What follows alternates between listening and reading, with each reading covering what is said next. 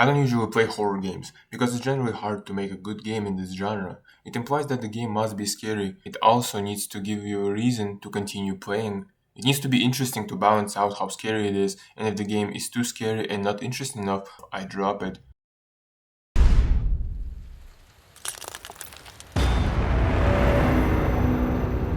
The first round of the game achieved such high level of feeling helplessness that no other game made me feel. Dark hallways that are filled with infected. I have 3 bullets and 5 zombies in the next room.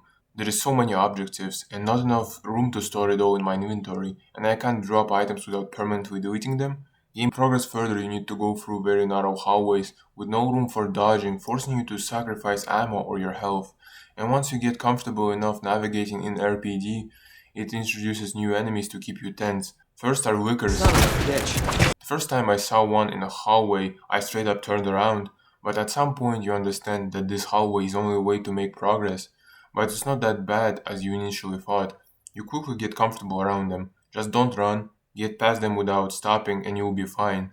That's when it scales up even more, introducing you to Mr. X, who you have to run away constantly from, and he will chase you either until he completely loses sight of you or until you enter the save room. And when you meet both of them at the same time, something uncomfortable turns into almost certain death. Everything I pictured before is actually scarier because of the tiny amount of saves you have. Often you will find yourself making a decision of progressing a little further and doing more, or saving right now to ensure that you won't lose everything you have done.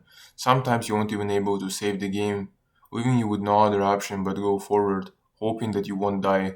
I've seen people complain that Mr. X and zombies can't get inside the save room, but I think it's absolutely necessary to have a break in between surviving the horrors of the game. So entering save room after being chased and almost dying is such a relief, it honestly feels amazing. This game is very true to the genre and everything. It feels very complete. When shooting a zombie, you need to make a decision of either shooting his leg off, so he will be a little less of a problem, but still have a risk of it catching you by your leg, or try eliminating him wasting a lot of ammo, and sometimes you try to dodge them completely. You will preserve the bullets, but because the game is kind of Metroidvania, it means that if you didn't kill a zombie, there is a high chance you will encounter him again, making this option the riskiest. The amount of damage that zombies need to take in order to die is extremely silly. Human skull cannot withstand that many bullets, but it's not bad by any means.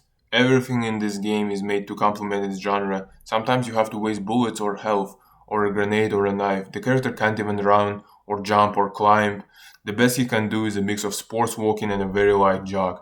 Leon genuinely runs like that dude in the meme. Character builds like a fucking tank. He will constantly get stuck. He can't shoot without zooming in, and it's very good. Once you master this game's mechanics, you stop dying that much, and even if the game puts you into bad situations, you can get through them if you are prepared enough. You have to be absolutely overwhelmed by the amount of bullshit this game throws at you, and it's not that often that happens. Here I am, in the save room, on the first floor, in the east side of the police department.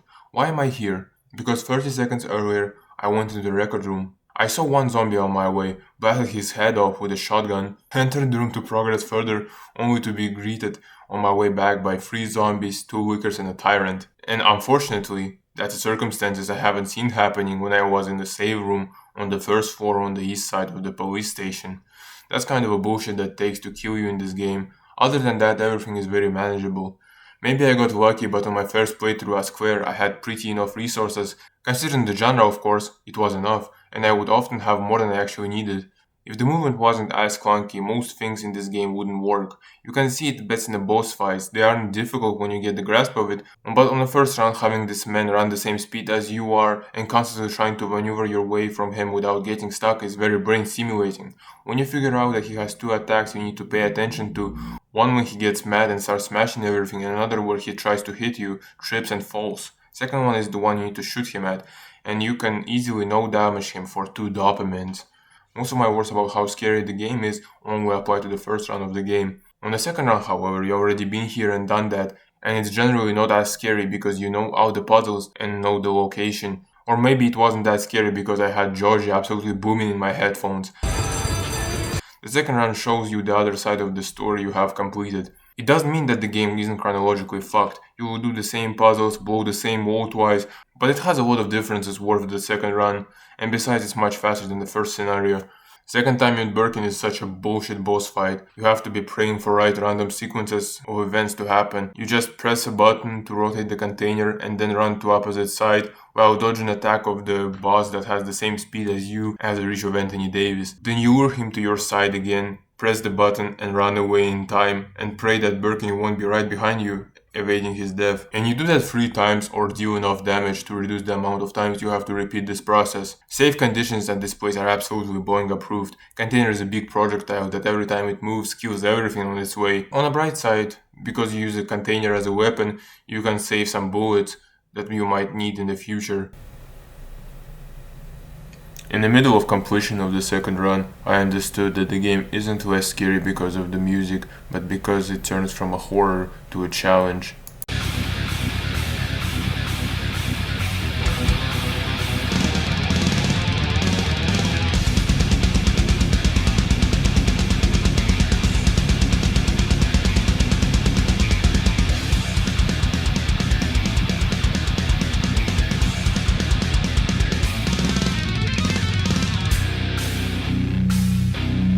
Resident Evil 2 Remake game mechanics are so polished that you can beat the game in ridiculously fast time in very unusual conditions. That's when you start taking interest in the extra modes tab in the menu, because you want to see how good you are, and game doesn't only fully allow you to do that, but if you want to do so, you can extend your playtime by playing challenges. They are a ton of fun to play. Figuring out strategies on what items you want to use and how to complete certain parts of it is very interesting. And every challenge is very satisfying to complete. Third boss fight is the easiest one in the game. You kinda just shoot him. He isn't very fast, his attacks are very easy to dodge. Same with the Tyrant, you might take some damage but not very difficult.